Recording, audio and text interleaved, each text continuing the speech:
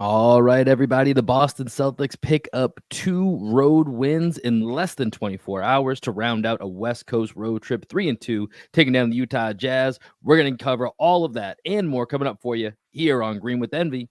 Let's lock in.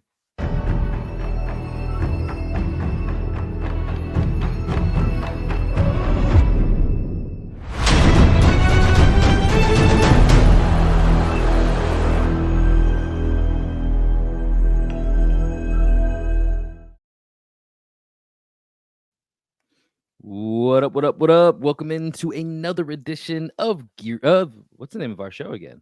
Of Green with Envy. That's the type of show it is. Late night here. It's gonna get a little weird. It's a late night game recap here. Boston Celtics take down the Utah Jazz 123-107 to round out a 3-2 West Coast trip. And here to help me all break it down, we got my best friend, co-host, and the coach of our podcast, the one and only Greg Benakis. Greg, you ready to get a little loopy here? Let's get a little loopy, man. I'm surprised there's anybody tuning in right now, as it is a Tuesday, and on the East Coast, it's almost 11:30 right now as we're recording this. So I was just on the East Coast. I was back in Boston this weekend, so now I'm back in Central Time here in Austin, Texas. I don't know what's going on. I know the Celtics just kicked some serious ass and ended that road trip 3-2 after a not so promising 0-2 start. Right, Celtics back to a 3-game winning streak after falling to the Cavs and Nuggets to start the trip. So they get back on the right track as they head back to Boston on Thursday night to take on the Suns. But, Greg, I was thinking of this last night during that Portland game where, we get lucky enough for us living here in Austin, Texas, we're in Central Time Zone. So it was only, I say only, let me stress that, a 9:30 start last night. So anyone that's tuning into this, I think you're one of those just late night Celtics degenerates like us, where come hell or high water, we're going to find a way to watch this team. And so with that, you get the reward of me and Greg talking real loopy Celtics talk tonight. So with that, let's start with this game here, Greg. Let's do a quick morning box score. And let's hop in. I think we need the box score to center ourselves here. That's exactly where I'm going with this here. So let's lock in here with the morning box score. Celtics take down the Jazz in Salt Lake City tonight, 123-107. We'll start with the Jazz here. Their young rookie, Keyonte George. I'll just say this. I haven't watched any Jazz this year. I've heard Keyonte George has been really promising. He was really nice tonight. I really liked his game tonight. 9 of 17 from the field, 26 points for the rookie, 21 points off the bench for Jordan Clarkson. He was 10 of 18. Colin Sexton, 9 of 16, 20 points, 7 rebounds, 5 assists. John Collins doing John Collins things where you forget that he's a guy in the NBA. John Collins, 2 of 9, 10 points. Good for you, buddy. I don't know what else to say, but this is why you're always on the trade block. That's all I got for John Collins. I feel about John Collins the same way I feel about Tobias Harris. I'm just like, what do you even do out there, man? That's kind of where I was going with that. I think Tobias Harris also had a very similar type of night tonight in New York. Let's go over to the Celtics here and let's talk about the Celtics had a really fun night with some of the players, having some big games here. We'll start with the big names. Although the Celtics were without 3 of their top 6, no Jaylen Brown, no Kristaps Porzingis, no Al Horford in this one. Jason Tatum, 13 of 25 from the field, 4 of 10 from 3, 8 of 8 from the line. 38 points, 6 rebounds, 2 assists, a steal, and a block for good measure. Derek White, 8 of 17 from the field, 7 of 11 from the three-point line, 24 points, 6 rebounds, 3 assists. Drew Holiday had 16 points, a lot of that coming late. And then let's go to some of the guys that really stepped up with the aforementioned 3 starters, or 3 out of the main 6 guys that were out tonight. And let's start with Luke Kornet, 4 of 7 from the field from Luke Kornet. 12 points, 9 rebounds, 6 assists, 4 of 4 from the line. We'll talk a lot more about him in a minute. Sam Hauser, 4 of 11, started off red hot, kind of cooled off a little bit, but he was hot from the night before in Portland. He had 14 points as well. And then Peyton Pritchard chipped in with 10 off the bench. Gonna give it to you as Xavier Tillman, 26 minutes tonight, 3 of 5 from the field, 7 points, 8 rebounds. Greg, this is a game that, for the most part, Celtics had in hand. Jazz made a little bit of a run towards the end of the third quarter. Tatum hits the 3, Holiday gets a steal, and after that, they go on a 20-0 run and just kind of shut the door on this one with there being any type of excitement. But I saw your reaction as I was doing the box score, and this is where I want to start. I think it's where you want to start as well. Let's talk some Luke Kornet. Luke has been on a heater right now, and I'm really excited that we got to see some more Xavier Tillman tonight, and we can talk about him here in a minute. But as much as I've wanted to see more Xavier Tillman over, since he's been traded here, you know, Luke's just been balling out over the last couple of weeks here, and there hasn't been room to play Xavier Tillman other than the Nuggets game, just matchup wise, because Luke has been playing so well. And tonight was another case of that with his 12 points, 9 rebounds, 6 assists, just filling the stat line tonight. Yeah, if Luke Kornet didn't look like Luke Kornet, I think Celtics fans would be a lot more just like ready to say he's definitely the third big on this team. He's just so goofy and kind of fun loving that it's hard to just like wrap your head around what you're actually seeing out of Luke because for over the last couple of years he hasn't been that good. He's had Right. some moments where you're like, oh, Luke Kornet, he can play a little bit, but they were talking about the new strength and conditioning program that he's on this year, trying to increase that pliability in the weight room. He looks faster, he looks more explosive, he looks quicker, and he's just such a smart player that his body, and the physicality is starting to catch up with what the IQ, that's in there with the brain.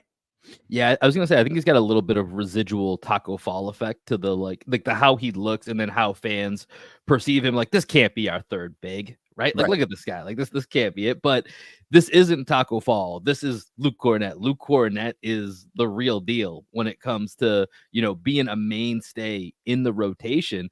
And you look at after that Nuggets game in which and this is the other impressive part is that Luke doesn't play at all in that Nuggets game. Big time matchup. Just the wrong matchup for Luke. And I thought Tillman played pretty well in the minutes that he got. And that's a big reason that the Tillman trade was made, was for situations like that Nuggets game. And so it'll be interesting to see when they play the Bucks here in about a week and a half or so, what the rotation looks like for Missoula. But Kornet doesn't play at all. Then just comes out and has 3 tremendous games from Phoenix to Portland to tonight in Utah, where he steps all the way up and gets the start with no KP, no Horford. And it's just been, and even beyond those 3 games that I mentioned, it's been a really impressive run for Luke. And some of it's that I think has even caught me by surprise, and I don't mean to say like even me, but just like us people that are watching every single game, the aggression from Luke, the assertiveness from Luke has gone to a different level that I definitely have not seen from him, that I'm just starting to see over this last stretch. And it's making a world of difference with, you heard Eddie and Drew talking about a lot tonight. He's got his hands in the mix on every play. I mean, if he had 9 rebounds, but it felt like he was in the mix for 13 to 14 rebounds, even if maybe it didn't end up on his stat sheet or it ended up out of bounds off the Jazz. He was just in the mix, making a difference consistently. Yeah, and I think one thing that stood out to me, you mentioned the aggressiveness with which he's playing. The way that he's dunking the ball. Yeah. He's just like dunking the ball with force. Early on in his time with the Celtics, he does kind of lay the ball up very, very softly, almost like place the ball in the rim. And now he's going and trying to like dunk on people. He had that one great offensive rebound that Eddie House commented on. He was like, "Ooh, I think that's the best offensive rebound I've ever seen Luke Kornet get." Pulled Where it down over Collins and someone else in the middle of traffic. Right. And I think that's what Luke is starting to do a little bit more of. And I think that's why it's so important to have competition, internal competition within the roster, where early in the season, Keita came in and the advantage that he had over Luke was he was just all athleticism and all physicality. And I think Luke saw what Keita brought to the court and recognized that if he was going to continue to keep his position on the roster and in the rotation, he was going to have to play with more force. And I think that's why it's so important to have that internal competition to push people, Right. even, at the end of the bench. We started this season with Delano Banton, who's been playing well in Portland, Lamar Stevens, who's been playing well for the Grizzlies, and O'Shea Brissett. And we said, okay, you guys are going to go ahead and compete and see who earns a spot. And Brissett earned the spot, even though it's not much of a spot.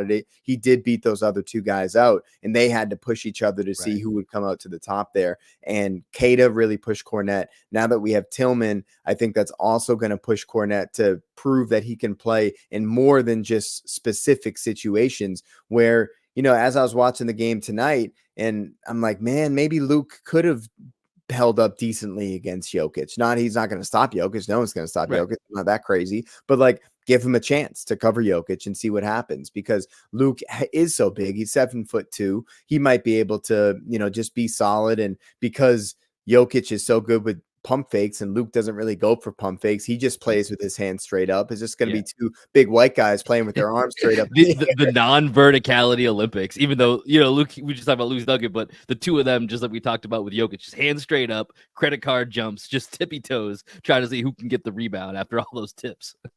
Yeah, I think that's what Luke is doing for me, especially for me, who my main prediction coming into this year was that he was going to prove not to be an NBA player, Right. and he just completely proved me wrong. Luke is, I think he's gotten to the point where, when I'm watching games, I'm wondering, man, like, what is Luke Kornet's value around the league?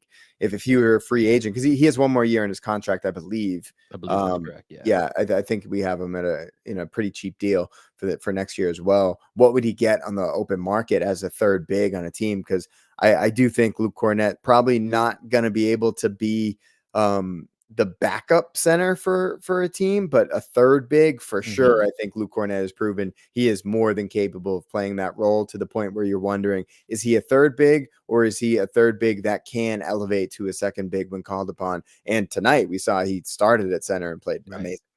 I mean, this is the main point is he's a rotation big on a real team. Yeah. I think that's been Yeah, solidified that's a good this way to year. put it.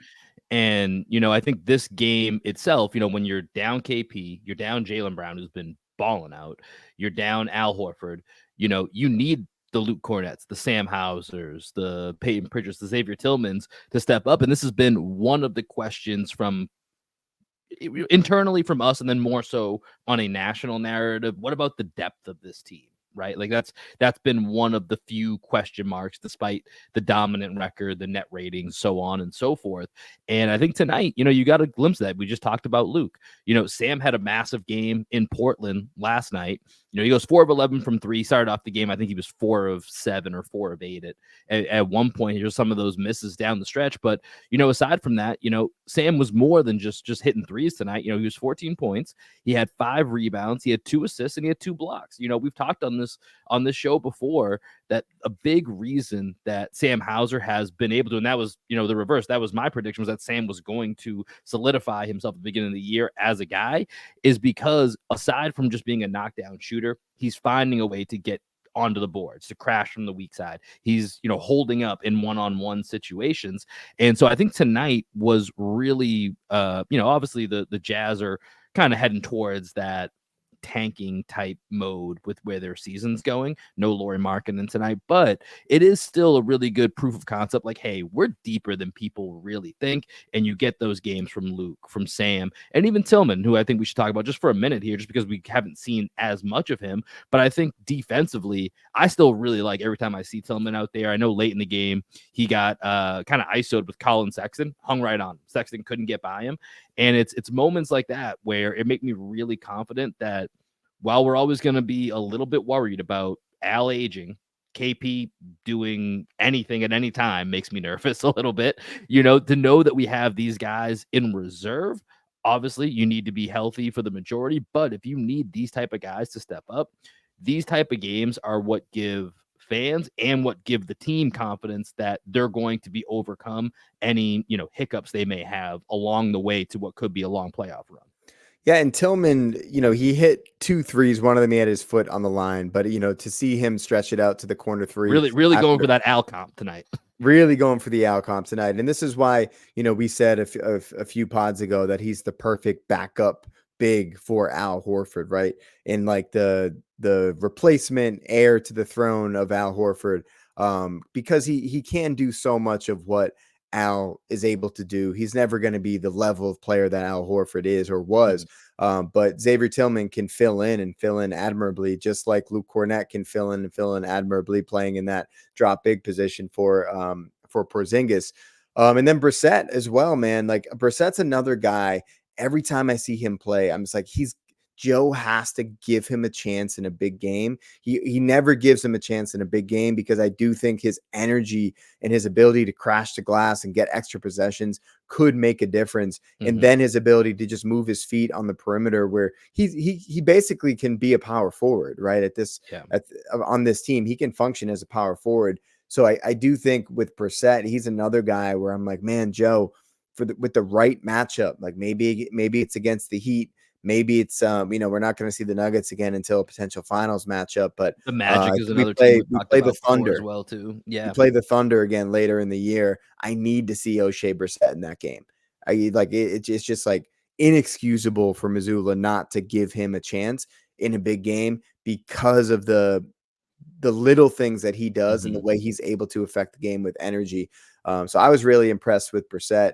Tillman was great in his 26 minutes of action, but then the big guns that were on the court were awesome as well. Drew Holiday had a great game. Derek White was money from 3, 7 for 11, and then Tatum, man, 38 points in a game where Brown and Porzingis doesn't play. It's like, yeah, so all the shit about Jason Tatum can't score 30 points from the national media. It's like, this is what happens when Jason Tatum has to step up. He could very Yeah. easily score 35 points a night if he had to on a team that wasn't as talented as the Celtics. Right. Like I was thinking of that as well. Like if this was Jason Tatum's team night in and night out, this is probably closer to the stat line that we're going to get every single night. 38, 6 rebounds, 2 assists, like maybe more assists, but it's going to be something closer to probably 35 and 5, right? Or Mhm. 32, 5 and 5.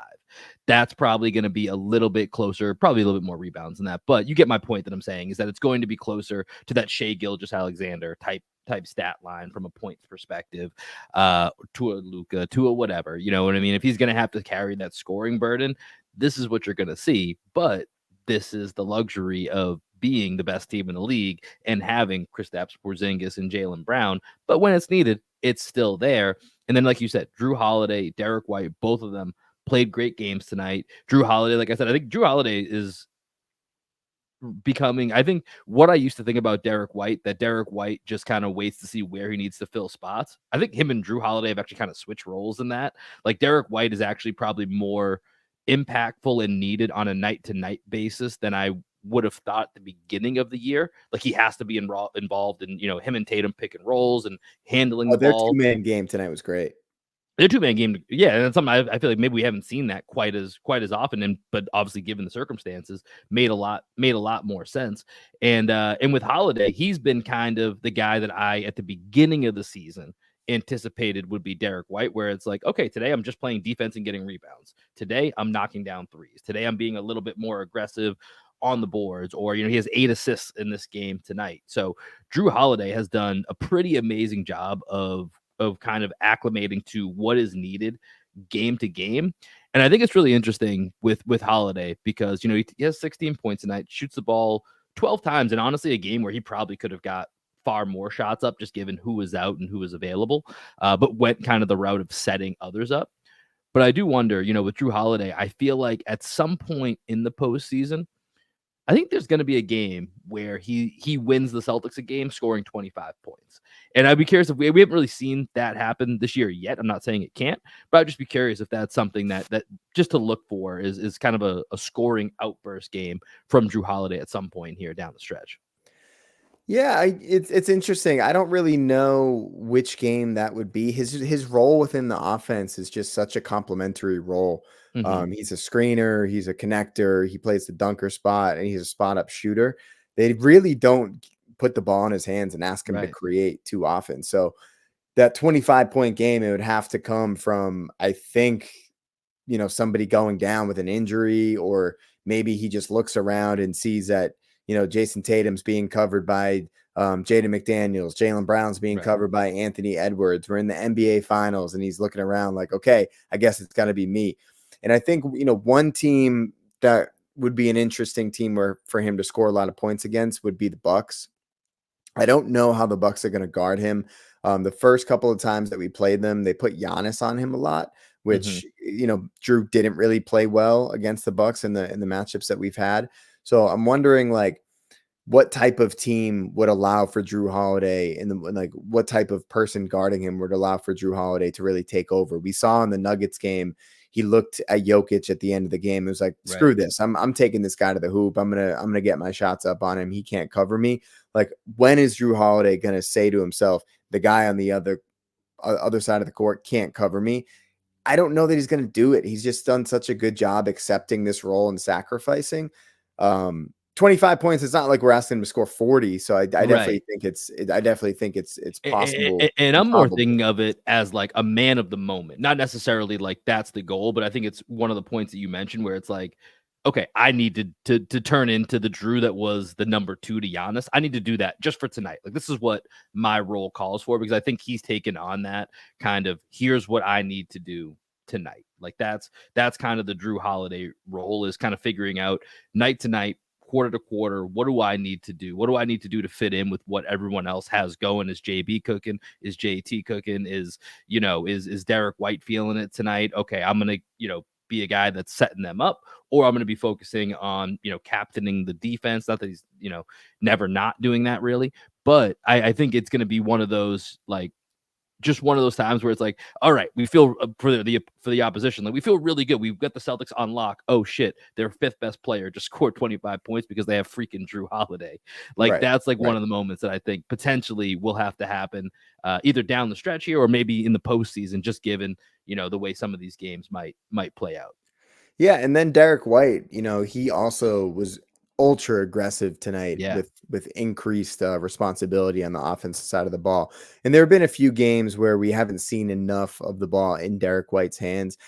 Still would really like to see the Celtics over the last 20 games of the season run more offense through Derek White and Mhm. trust him, especially in the fourth quarter, to make more decisions because it's been much belabored at this point, but the Celtics fourth quarter offense, I just don't love it still at this point. I still want to see us get better shots, especially when you see us juxtaposed with the Nuggets who just throw the Yeah. ball to Jokic and get whatever the heck they want every single possession down the stretch. Like, what is it that the Celtics are going to be able to run that's going to guarantee a good shot? That's not just like a fadeaway elbow jumper or something like that. Yeah. And sorry for that stray, Tatum. But I do think I had no idea who you were talking about.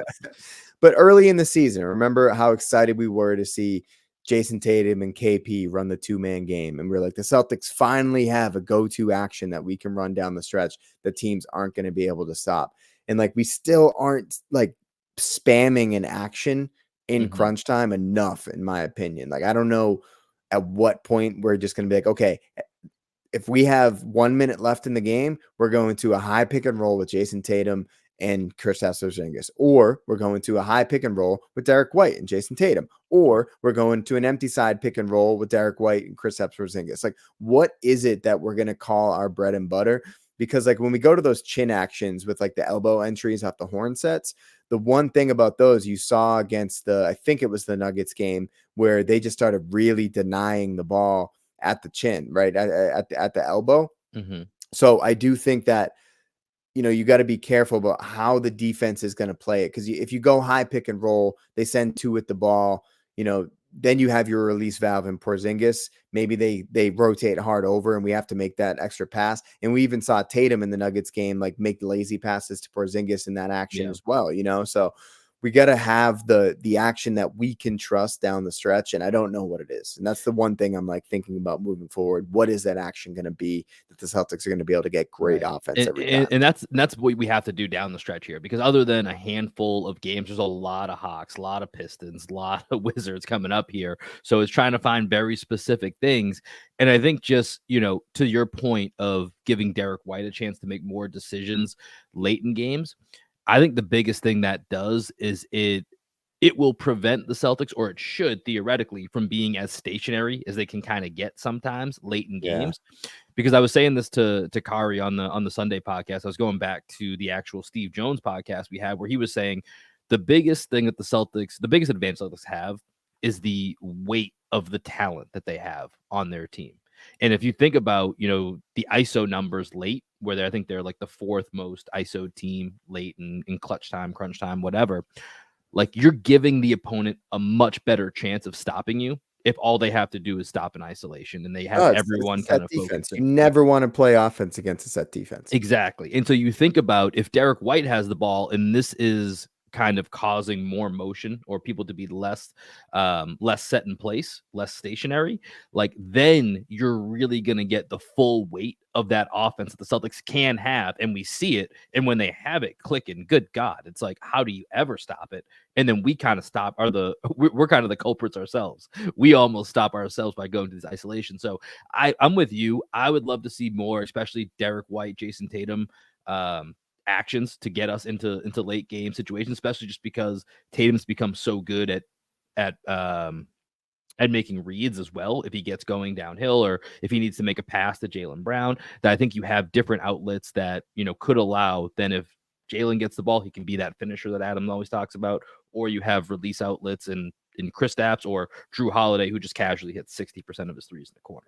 So Yeah, and you just mentioned Jalen, and I've been thinking a lot about Jalen's role in the fourth quarter in the free throw struggles, and I think that's the biggest argument against giving the ball to JB, because I've seen a lot of people ask for JB to get the ball a little bit more than Tatum in the fourth quarter, and it's just like his unreliability at the free throw line at this point, like you can't trust him in the it's fourth terrible. quarter to make free throws. So, And he's been awesome. He's yeah, dude. I mean, I think this is potentially a topic that we might hit on the live stream coming up here, 5 o'clock Eastern, 4 o'clock Central. Something I would love to talk about is Jaylen Brown's potential to get back to the All NBA team, because since the All Star break, and he's been having a great year, but since the All Star break, he's gone to another level, minus the free yeah, throw shooting. and the He's mindset changed too. yeah, The he's bully just been ball, I think I saw you unbelievable. tweet out about the Oh, JB dude, the bully bully ball. ball. I mean, I know he's done it before, but the way that he's doing it now, like, which I think correlates with the Patient. mindset. Yeah.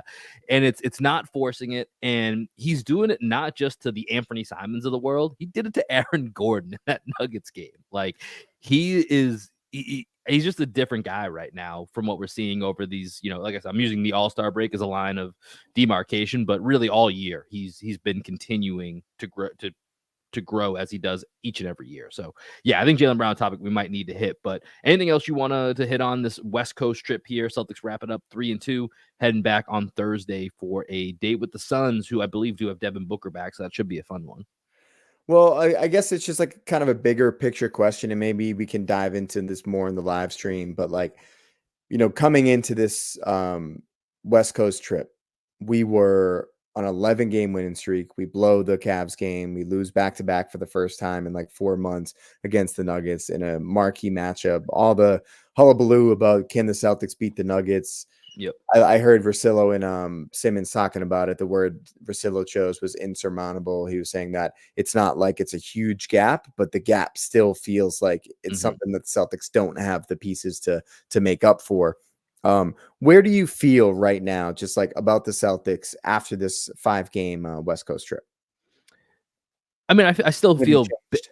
not really. I still feel basically the same with one caveat. So the way I felt before the trip was it's absolutely getting to the NBA finals or bust. And when they get to the NBA finals, there's only two teams that I look at in the West and that I think in a 7-game series really could beat the Celtics. And it's really only one team that I think I would have trouble choosing the Celtics over. And of course, that's the Nuggets. The Clippers have been slipping a little bit lately. Kawhi in the postseason and the levels that Kawhi has gotten to at times this postseason. If we think about him late in a game, that terrifies me. Like I this is going to be a very small sample size, but I was watching him against the Rockets, a game the Clippers had to come back from last week, and Kawhi was just dominant down the stretch. Now, granted, the Rockets are 11th, 12th place in the West, so it's not exactly like it was a playoff matchup. But watching the way Kawhi operates down the stretch and the way that we know how he is in the postseason, I still think that's terrifying. I would still think the Celtics should be favored and should beat the Clippers in a 7-game series.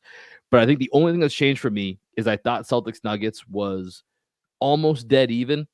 I think at this point, Jokic is such a tiebreaker. I would say the insurmountable word that Russillo uses probably a bit too far for me, just because I think it's a pretty close matchup. But if it comes down to all things equal, and you have Jokic, who is just by a mile the best player in the NBA, that worries me. But that's really where I'm at with this team. Is I just don't know if we're ever going to be able to even solve Jokic a little bit. and I don't think anybody can. But nobody can. Yeah, That's what I'm saying. nobody can. So, That's the Western Conference's problem until it gets to the finals. Let's exactly. just put Yeah. it that way. But Yeah. dude, look at the Bucks are probably going to lose tonight. They're down by like 20 points right now, I think, to the Kings. But look at the Celtics in the rest of the Eastern Conference right now. Like after tonight, we're probably going to be 9.5 games up on the Bucks. Yep. The Cavs are in third place. Cavs can't beat us. The Knicks are in fourth place. I think the Knicks maybe they could give us a series. Magic are currently in fifth place, 14 games back. The Pacers are in sixth place at 14 and a half games back. Currently, we have in the play-in, we have the Sixers against the Heat, the Bulls against the Hawks, right? So, like, looking at where the Celtics are, even after losing those two games and everybody freaking out, look at our last 10 games. We're 8-2 in the last 10. Like right back on a like, 3-game win streak. Yeah. Like, is there anybody else that's 8-2 in their last 10? Just the Nuggets. The Nuggets are 9-1. So the one team, right, that we lost to and everyone's freaking out about is like the one team that's playing their best basketball of the season. So, like, yeah, I get it that it's a little frustrating. The Celtics were unable to beat the Nuggets because you want to see the proof of concept in a potential NBA Finals matchup. But, like, that's really the only team right now that I'm, like, not certain the Celtics could beat in a 7-game series. And I still think it would go 7. I do too. Know. That's what I mean. I think it's I think here's one thing, though. I do think if one of the teams was to beat the other team in less than 7 games, the Nuggets would beat the Celtics.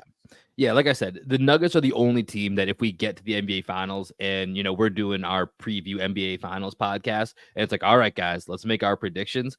And I really got to be dead ass serious about it and try to give you a prediction. It's going to be Celtics in 7 is going to be my best, like, homer prediction that I would have. Nuggets is like that would probably be one where, like, I'd lean Nuggets in 7. And if it, like you said, to your point, if it were to go less than 7, probably Nuggets in 6. I don't even think they could do it in 5. Like, I think 5 would be a stretch too far. Yeah. It'd be Nuggets in 6 or 7, or the Celtics got to win it in 7. And then this would be the beauty of them having home court advantage throughout the playoffs. So, like you said, to your question, not much has changed. I'm assuming you're of that same mindset based off of what you said. It's just it's the Nuggets. The Nuggets are the team that if we get to the end of the road, let's tip it off and see what happens. Because other than that, this should be the Celtics season. The Nuggets have the continuity over the Celtics. And Jokic. Yeah, and continuity Jokic. And Jokic. I think the Celtics still have a lot they can learn about themselves over the last 20 games and in all of the games in the Eastern Conference playoffs before we get to a potential rematch. So I think the Celtics have a lot more to learn about themselves than the Nuggets. The Nuggets are a finished product. Yeah, I think that's a good way to put it. So we'll have to check that out. As we said, we'll be back here on Thursday for a live stream, 5 p.m. Eastern, 4 p.m. Central. Come rock with us, Twitter, YouTube. We will be live. Bring some questions. We'll be getting you set up for Bring a Friend. We're going to get you set for Celtics Suns. We'll maybe have another topic or two, maybe talk a little bit of Jaylen Brown in there. So make sure you come with some questions, come with a friend, and we will have a good time on Thursday. But that's going to do it for this episode of Green with Envy. Celtics heading back to Boston tonight. They will be Thursday against the Phoenix Suns, another national TV game. Greg, any final thoughts before we send the good people out of here? I need to go to bed, dude. That's right. Let's do it. Let's send them out with some Black Sheep Optimists, and we will catch you guys on Thursday. Peace. Every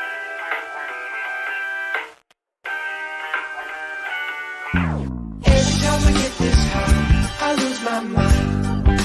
It don't take much no more until I hit the floor.